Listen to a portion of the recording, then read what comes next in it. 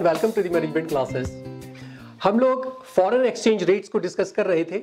उसी में हम आज डिस्कस करेंगे कि वो कौन से फैक्टर्स हैं जो फॉरेन एक्सचेंज रेट को अफेक्ट करते हैं, या वो कौन से फैक्टर्स हैं जिनसे फॉरेन एक्सचेंज रेट डिटरमिन किया जाता है। तो हम पढ़ेंगे factors affecting foreign exchange rates. ठीक है, देखिए यही वो फैक्टर्स हैं जिससे कि हम किसी कंट्री की लेवल ऑफ इकोनॉमिक हेल्थ को चेक कर पाते हैं। रिलेटिव कहिए, क्योंकि हम लोग अगर एक्सचेंज रेट की बात कर रहे हैं तो दो कंट्री की करेंसीज आपस में ट्रांजैक्ट की जाती हैं। तो इस केस में हम देखते हैं कि relative level of economic health कैसी है, और हमें इसी से पता चलता है कौन किसकी करेंसी अप्रिशिएट कर रही है, किसकी डेप्रिशिएट कर रही है। ठीक है, अच्छा यही वजह है कि ये जो एक्सचेंज रेट है कॉन्स्टेंटली वॉच किए जाते हैं, क्योंकि एक्सचेंज रेट एवरीडे चेंज होते हैं। एनआरआईज को ले लिए, अब देखिए हम लोग यहाँ सऊदी अरब में रहते हैं तो हम लोग को इंडिया पैसा भेजना होता है। हम लोग मौका देखते हैं कि कब हमें रेट अच्छा मिल रहा है। जब हमें लगता है कि हमारा रेट हमें अच्छा मिल रहा है पर रियाल इंडियन करेंसी ज्यादा मिल रही होती है तो हम भेजते हैं उसको, और जब रेट काफी चेंज हुआ होता है तो हम रुक जाते हैं। ठीक है, तो ये जनरली एक्सचेंज रेट जो है वो ट्रांजैक्शंस पे बहुत ज्यादा असर डालता है। हम लोग तो खैर छोटे मोटे पैसे भेजते हैं, लेकिन अगर आप बात करें बड़े बड़े बिजनेसमैन की जो इन्वेस्टमेंट कर रहे हैं एक से दूसरी कंट्री के अंदर, बड़े बड़े इन्वेस्टमेंट हो रहे हैं, तो उनके ऊपर इसका कितना ज्यादा असर पड़ता होगा। ठीक है, अच्छा एक्सचेंज रेट क्या चीज है इसकी के बारे में हम डिटेल में पहले पढ़ चुके हैं। मैं सिर्फ आपको दो वर्ड्स में इसकी डेफिनेशन बताऊं कि एक्सचेंज रेट किसको कहते हैं। A rate at which one currency, countries currency कहिए, one countries currency converted into the currency of other country. India की करेंसी रुपीस हम कन्वर्ट कर रहे हैं डॉलर में, डॉलर को कन्वर्ट कर रहे हैं रुपीस में, रियाल को कन्वर्ट कर रहे हैं डॉलर में, या रियाल को कन्वर्ट कर रहे हैं इंडियन रुपीस में। इन सारी चीजों, ये जो ट्रांजैक्शंस होते हैं ये एक दूसरे की वैल्यू पर होते हैं। क्या चीज कितने की है, $1.73 का, $1.70 का। इससे एक दूसरे की जो वैल्यू निकलती है उसको हम एक्सचेंज रेट कहते हैं। ठीक है, अच्छा खास तौर से जब ये हम पैसा भेज रहे हैं या हम रिसीव कर रहे हैं तो इन फैक्टर्स को समझना हमारे लिए बहुत जरूरी हो जाता है कि वो कौन से फैक्टर्स हैं जिनकी वजह से इस एक्सचेंज रेट्स में चेंज आता है। इससे फायदा ये होता है कि अगर हम इन फैक्टर्स को अच्छी तरह समझ लेंगे तो हमें आगे फोरकास्टिंग में आसानी होगी कि आगे जो एक्सचेंज रेट है वो किस डायरेक्शन में जा रहे हैं या जा सकते हैं। बहुत सारे फैक्टर्स हैं जो इसको डिटरमिन करते हैं, जैसे इंटरेस्ट रेट है, करेंसी में कॉन्फिडेंस होता है, करंट अकाउंट होता है बैलेंस ऑफ पेमेंट के अंदर, या आप कहिए इकोनॉमिक ग्रोथ है, रिलेटिव इन्फ्लेशन रेट है। रिलेटिव मैं इसलिए कह रहा हूं क्योंकि दो करेंसी के इन्फ्लेशन रेट को हम कंपेयर करते हैं, इसमें ज्यादा है या इसमें ज्यादा है। बहुत सारे फैक्टर्स हैं, इनको हम एक एक करके अब डिस्कस करेंगे। ठीक है, तो पहले हम लेते हैं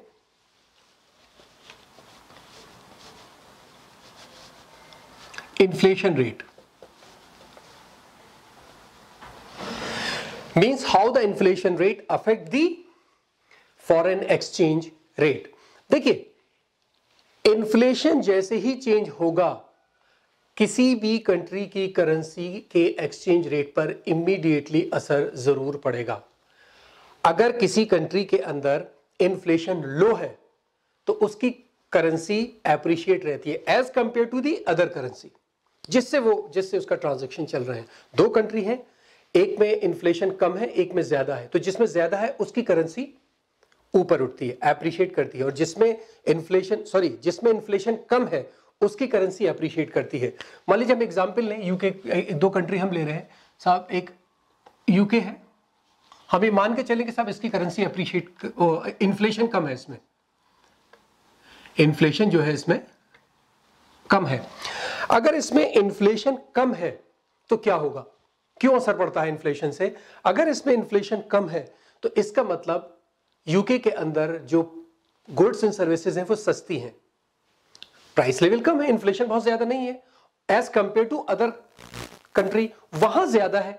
तो लोग क्या करेंगे, लोग यूके से आकर प्रोडक्ट को खरीदना शुरू करेंगे। लोग कहेंगे नहीं साहब हमें तो यूके से चाहिए क्योंकि वहां सस्ता है। जब वो यूके से इंपोर्ट करेंगे तो यूके का एक्सपोर्ट बढ़ेगा, जब यूके का एक्सपोर्ट बढ़ेगा तो वो लोग जो इंपोर्ट कर रहे हैं अदर कंट्री वाले, उनको पाउंड स्टर्लिंग की जरूरत होगी। पाउंड स्टर्लिंग बेसिकली इसका यूके की करेंसी है, उनको पाउंड की जरूरत पड़ेगी। तो पाउंड स्टर्लिंग उन कंट्री वालों को चाहिए जो अब यूके से प्रोडक्ट को खरीद रहे हैं, और जब पाउंड स्टर्लिंग की डिमांड बढ़ेगी तो इसकी वैल्यू बढ़ने लगेगी, और जब इसकी वैल्यू बढ़ेगी तो जाहिर है फिर ये एप्रिशिएट करेगा। ठीक है, तो यानी जिस कंट्री में इन्फ्लेशन कम है उसकी करेंसी एप्रिशिएट करती है, और वो कोई भी कंट्री जिसके अंदर इन्फ्लेशन रेट बहुत ज्यादा है उसकी करेंसी डेप्रिशिएट करती है। ये एक हमेशा याद रखिए, जब हम यह टॉपिक पर बात कर रहे हैं तो हम लोग रिलेटिव बात कर रहे हैं, क्योंकि हम कंट्रीज के को कंपेयर कर रहे हैं। अब हम कहें हाई इन्फ्लेशन, एक कंट्री के अंदर इन्फ्लेशन 20% हो गया, हमें बहुत हाई लग रहा है, लेकिन वो जिससे ट्रांजैक्शन कर रही है उसका इन्फ्लेशन 30% है, 30% है, तो कंपैरेटिवली इसका कम है ना। तो हम लोग कंपैरिजन में बात कर रहे हैं, यहां पर डायरेक्ट इन्फ्लेशन की बात नहीं कर रहे हैं। ठीक है, दूसरा है इसके अंदर इंटरेस्ट रेट।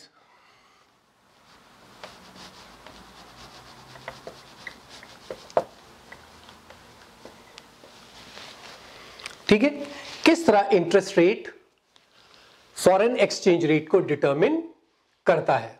देखिए, इंटरेस्ट रेट अगर चेंज हो रहा है तो जाहिर है किसी भी कंट्री की करेंसी वैल्यू तो चेंज होगी। जब इंटरेस्ट रेट चेंज हो रहा है तो करेंसी की वैल्यू भी चेंज हो जाती है उस हिसाब से। लेकिन यह पक्की बात है कि उस कंट्री के एक्सचेंज रेट पर भी बहुत असर पड़ता है।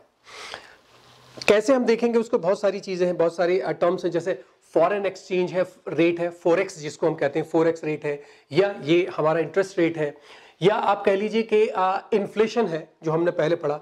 ये सब के सब को रिलेटेड है आपस में, ये सब एक दूसरे से रिलेटेड है। कैसे कि देखिए, अगर इंटरेस्ट रेट इंक्रीज करेगा तो क्या होगा, आपका इंटरेस्ट रेट कंट्री का जो है वो इंक्रीज कर गया।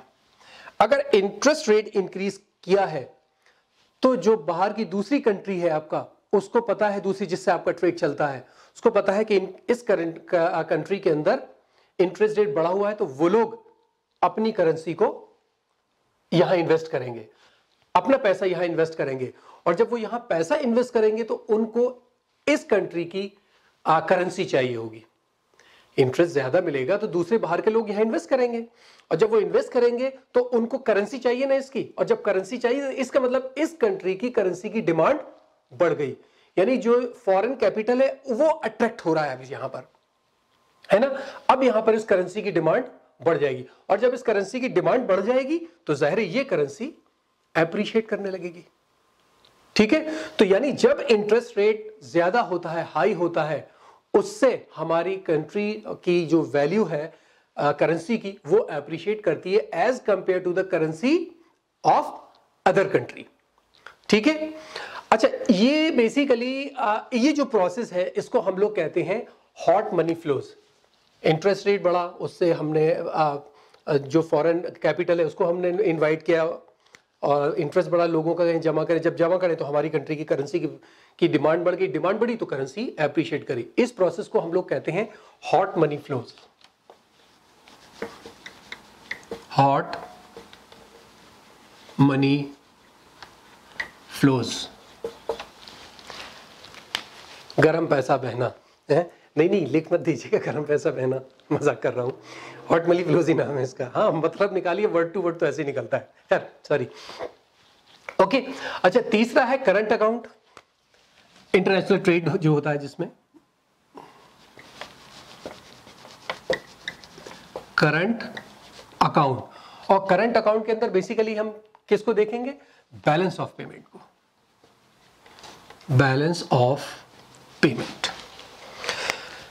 इसमें क्या होता है, देखिए करंट अकाउंट बेसिकली क्या दिखाता है, करंट अकाउंट दिखाएगा आपको बैलेंस ऑफ ट्रेड, कितना ट्रेड हमने एक्सपोर्ट किया, कितना हमने एक्सपोर्ट किया और कितना इंपोर्ट किया, और जो हमारा फॉरेन इन्वेस्टमेंट है उसके ऊपर कितना हमने कमाया, return on the foreign investment, और यू कहिए earnings of the foreign investment. ये बेसिकली जो आपके टोटल ट्रांजैक्शंस हुए हैं एक्सपोर्ट में कह लीजिए, इंपोर्ट में कह लीजिए, यानी आपने जितना पेमेंट दूसरी कंट्री को किया और दूसरी कंट्री से पेमेंट रिसीव किया, ये सारे एक अकाउंट में नोट किए जाते हैं, यही करंट अकाउंट कहलाता है। ठीक है, एक्सपोर्ट है, इंपोर्ट है, डेट है, सारी चीजें इसके अंदर होती हैं। होता क्या है देखिए, ये हम कैसे निकालते हैं, ये हम गरम पैसे को हटा दें। आपने देखा सुना होगा, ये तो बहुत कॉमन है, export minus import basically balance of payment होता है ना। अब सपोज कर लीजिए कि आपकी कंट्री का जो एक्सपोर्ट है वो 100 रुपए का है, यानी 100 रुपए आपने रिसीव किए, ये रिसीव हो रहे हैं एक्सपोर्ट में, ये पेमेंट कर रहे हैं आप। इस बात को हमेशा जहन में रखिएगा, इंटरनेशनल ट्रेड के अंदर लगता है ऐसा है कि एक्सपोर्ट से तो चीज जा रही है, इंपोर्ट से चीज आ रही है, इंपोर्ट फायदेमंद है। इंपोर्ट जब आप कर रहे हैं तो आपका पैसा दूसरी कंट्री में जा रहा है, आप पे कर रहे हैं ना, और जब आप एक्सपोर्ट कर रहे हैं तो दूसरी कंट्री का पैसा आ रहा है, तो वो फायदेमंद होता है, आपकी करेंसी, आपकी कंट्री स्ट्रांग होती है उससे। तो मान लीजिए अगर ये 100 का है और इंपोर्ट आपने 80 का किया है, तो ये क्या है, ये आपका सरप्लस होगा, कितना, 20 रुपीस आपका सरप्लस हो गया। और अगर आपके पास सरप्लस है, यानी आपके पास सरप्लस बचा हुआ है, तो इसका मतलब आपकी करेंसी एप्रिशिएट करेगी, क्योंकि हमारे पास बैलेंस ऑफ पेमेंट के अंदर प्रॉफिट है।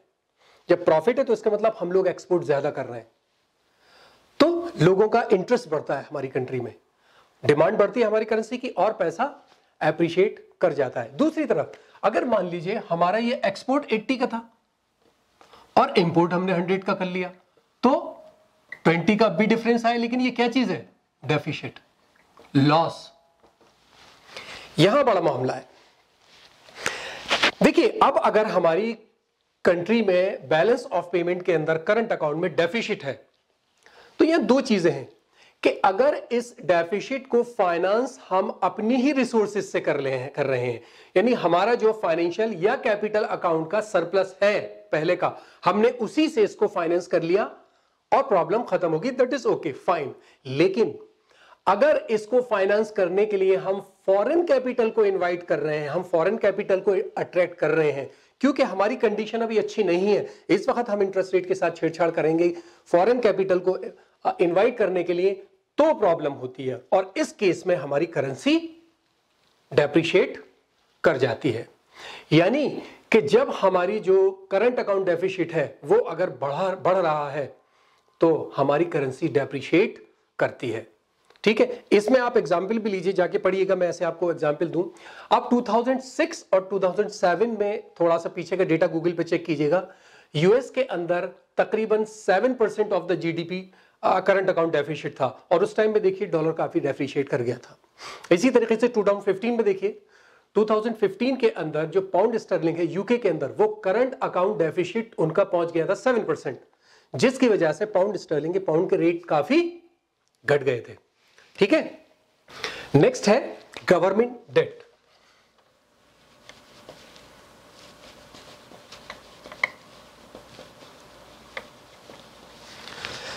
गवर्नमेंट डेट, देखिए अगर कोई कंट्री डेट के साथ है, कोई भी कंट्री है, जाहिर है आप उधार सब कंट्रियां लेती हैं और देती हैं, अगर कोई कंट्री डेट के साथ है तो ये आप मानकर चलिए कि उसके पास फॉरेन एक्सचेंज या फॉरेन कैपिटल बहुत कम होगा, और अगर फॉरेन कैपिटल कम है इसका मतलब अब इन्फ्लेशन होगा, क्योंकि अब हम इन्फ्लेशन करेंगे, हम बाहर से तो ले नहीं सकते हैं, प्रॉब्लम्स हमारी कंट्री के अंदर है, हमारी कंट्री के अंदर इन्फ्लेशन हो जाएगा, और अगर हमारी कंट्री का इन्फ्लेशन होगा तो क्या होगा, जो फॉरेनर्स हैं जिन्होंने हमारे यहां इन्वेस्ट किया हुआ है, उनका कॉन्फिडेंस हमारी करेंसी पे से हट जाएगा, और वो ये प्रेडिक्ट करके चलेंगे कि आगे गवर्नमेंट डेट का क्या होना है, तो और खतरे में ना जाए वो अपने बॉन्ड्स को सेल कर देंगे, और जब वो बॉन्ड को सेल करेंगे तो क्या होगा, हमारी करेंसी की वैल्यू घटने लगेगी दूसरी करेंसी के कंपैरिजन में।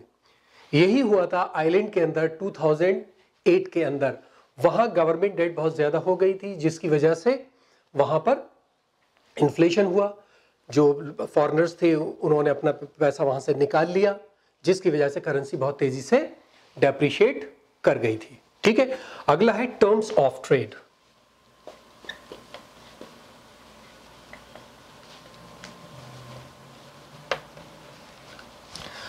Terms of trade, terms of trade basically कहते हैं, आप ये समझ लीजिए कि ratio of export price to import price, ratio of export price to import price, ये मैं सिर्फ समझाने के लिए आपको लिख रहा हूं। ये बेसिकली टर्म्स ऑफ ट्रेड कहलाता है। ठीक है, इसमें क्या होता है, इसके अंदर बेसिकली जो हमारे करंट अकाउंट होता है या हमारा बैलेंस ऑफ ट्रेड या बैलेंस ऑफ पेमेंट होता है, उन सबको इसके अंदर हम देखते हैं। हम देखते हैं कितना एक्सपोर्ट है, कितना इंपोर्ट है, उसको इस फॉर्मूले में रखते हैं और हमें टर्म्स ऑफ ट्रेड मिल जाता है।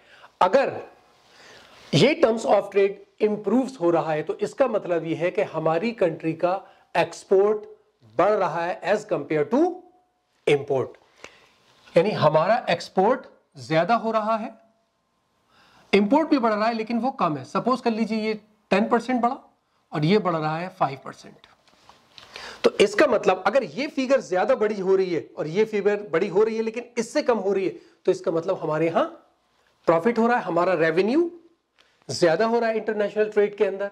ठीक है, और अगर ऐसा है तो इसका मतलब हमारा प्रोडक्ट ज्यादा है, हमारा एक्सपोर्ट ज्यादा है, हमारी कंट्री के प्रोडक्ट की इंटरनेशनल मार्केट में डिमांड ज्यादा है, और इसका मतलब इसको खरीदने के लिए लोगों को हमारी करेंसी चाहिए। हमारी करेंसी खरीदने के लिए वो अपनी करेंसी से हमारी करेंसी को खरीदेंगे, तो हमारी करेंसी की डिमांड ज्यादा है, और जब डिमांड ज्यादा होगी तो हमारी करेंसी एप्रिशिएट कर जाएगी और हमारी करेंसी की वैल्यू इंटरनेशनल मार्केट के अंदर ज्यादा हो जाएगी। ठीक है, अगला है political stability and economic growth.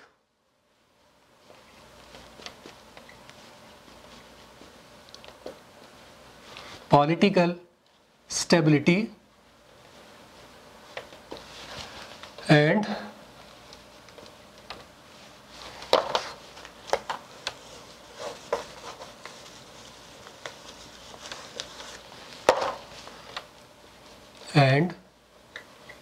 Economic growth. Political stability and economic growth, बल्कि आप इसको ग्रोथ तो हम अभी डिसाइड नहीं किया ना, तो परफॉर्मेंस कहिए, ग्रोथ पर जा रही है, नीचे जा रही है, क्या परफॉर्मेंस है कि ग्रोथ की तरफ है या नहीं है। देखिए, ये तो समझना बहुत आसान है। अगर किसी कंट्री के अंदर पॉलिटिकल स्टेट या इकोनॉमिक परफॉर्मेंस गड़बड़ा रहे हैं तो वो डायरेक्टली आपकी करेंसी की स्ट्रेंथ पर असर करेंगे। आपसे कहा जाए कि आपके पास इतना पैसा है, आप ये 3 कंट्रीज हैं, इनमें आपको इन्वेस्ट करना है। एक करेंसी के अंदर एक कंट्री के अंदर बहुत ज्यादा पॉलिटिकल इश्यूज रहते हैं, गवर्नमेंट गिर रही है, बन रही है और बहुत ज्यादा प्रॉब्लम्स रहती हैं। दूसरी कंट्री है, उसमें पॉलिटिकल इश्यूज थोड़े बहुत हैं, थोड़े ज्यादा इकोनॉमिक इश्यूज भी हैं, इसके अंदर प्रॉब्लम्स आ रही हैं। एक तीसरी है, वहां ज्यादा प्रॉब्लम नहीं है, इकोनॉमिक स्टेबिलिटी भी है और पॉलिटिकल स्टेबिलिटी भी है। तो आप कहां, किस कंट्री के अंदर इन्वेस्ट करेंगे, बहुत क्लियर है। जाहिर है, मैं क्यों ज्यादा रिस्क लूं, मैं तो उस कंट्री में इन्वेस्ट करूंगा जहां सब पॉलिटिकली और इकोनॉमिकली सारी चीजें स्टेबल है। तो अगर आपकी कंट्री के अंदर पॉलिटिकल और इकोनॉमिक परफॉर्मेंस स्टेबल नहीं है, प्रॉब्लम्स हैं, तो आपकी कंट्री की वैल्यू कम होगी, आपकी कंट्री की करेंसी डेप्रिशिएट करेगी as compare to the currency where the political stability as well as the economic performance are on high level. ठीक है, अच्छा, इसके बाद आ जाता है आपका गवर्नमेंट इंटरवेंशन।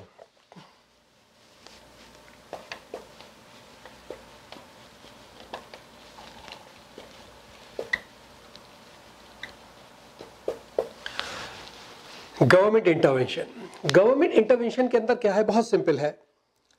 कभी कभी ऐसा होता है कि गवर्नमेंट जानबूझकर सिस्टम में कूदती है और एक्सचेंज रेट को चेंज करती है। ये डिमांड मार्केट से नहीं होती, यानी डिमांड और सप्लाई जो है करेंसी की, उसकी वजह से एक्सचेंज रेट चेंज नहीं हो रहा होता, गवर्नमेंट डेलिबरेटली करती है। जैसे मैं एग्जांपल लूं, कभी कभी चाइनीज गवर्नमेंट डिसाइड करती है कि वो अपनी करेंसी को डेप्रिशिएट करे, अंडर वैल्यूड करे अपनी करेंसी को। क्यों? क्योंकि अगर वो अपनी करेंसी को अंडर वैल्यूड कर देंगे तो उनका प्रोडक्ट बाहर की कंट्रीज के लिए सस्ता हो जाएगा, और जब वो सस्ता होगा तो वो इनका एक्सपोर्ट बढ़ जाएगा। तो अपने एक्सपोर्ट को बढ़ाने के लिए कभी कभी कुछ कंट्रीज अपनी करेंसी को अंडर वैल्यूड करती हैं, और अंडर वैल्यूड है तो जाहिर करेंसी डेप्रिशिएटेड है वहां पर। ठीक है, फिर आता है साइकिल के अंदर जो रिसेशन या ग्रोथ होता है।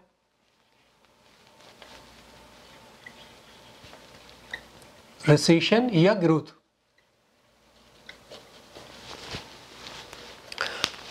हमारी साइकिल होती है,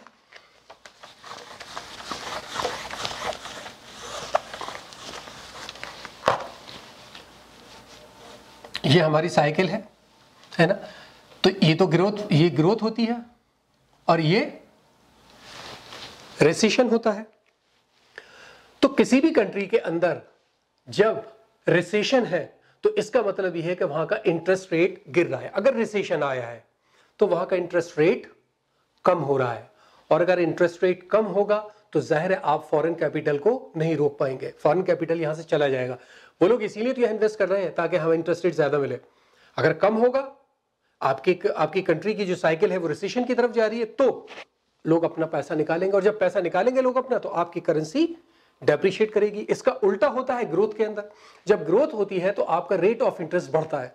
रेट ऑफ इंटरेस्ट बढ़ता है तो बाहर के लोगों को मौका होता है कि वो आपके यहाँ इन्वेस्ट करके ज्यादा कमाए, और वो आपकी करेंसी आपकी कंट्री में इन्वेस्ट करते हैं, जिसके लिए आपकी करेंसी की उनको जरूरत पड़ती है। और जब आपकी करेंसी की जरूरत पड़ती है वो खरीदते हैं, डिमांड पड़ती है आपकी करेंसी की, और करेंसी अप्रिशिएट कर जाती है। ठीक है, एक है change is competitiveness.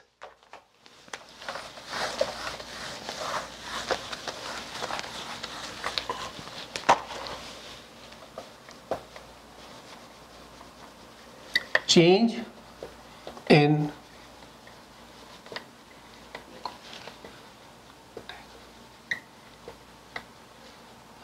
Change in competitiveness. अगर आपकी कंट्री का प्रोडक्ट कॉम्पिटिटिव है, यानी आपने टेक्नोलॉजी हाई है, रॉ मटेरियल आपको सस्ता मिल रहा है, किसी वजह से आपकी जो प्रोडक्ट है वो इंटरनेशनल मार्केट में कॉम्पिटिटिव है, आप ज्यादा से ज्यादा प्रोडक्ट को बेच पाते हैं, आपका प्रोडक्ट अट्रैक्टिव है, इसका मतलब ये है as compare to the other countries आप अपना प्रोडक्ट ज्यादा से ज्यादा बेच पाएंगे। और अगर ज्यादा बेचेंगे तो जाहिर है आपकी करेंसी की डिमांड दूसरी कंट्रीज में बढ़ जाएगी और आपकी करेंसी एप्रिशिएट कर जाएगी। ठीक है, एक आखिरी है स्पेकुलेशन।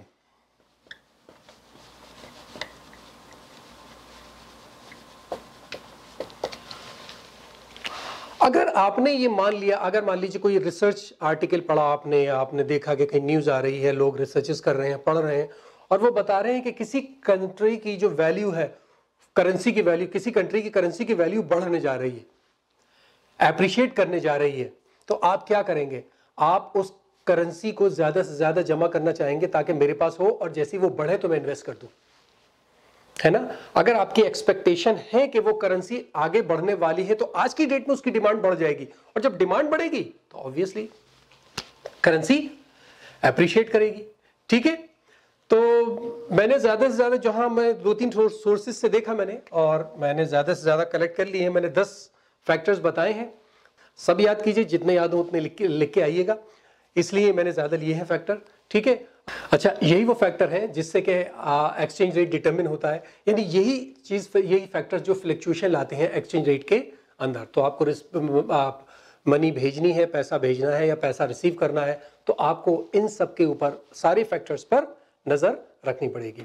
ठीक है, तो मुझे उम्मीद है समझ में आया होगा। अगर कोई प्रॉब्लम हो तो मुझे कमेंट बॉक्स में बताइए। इस वीडियो में इतना ही। Thank you so much.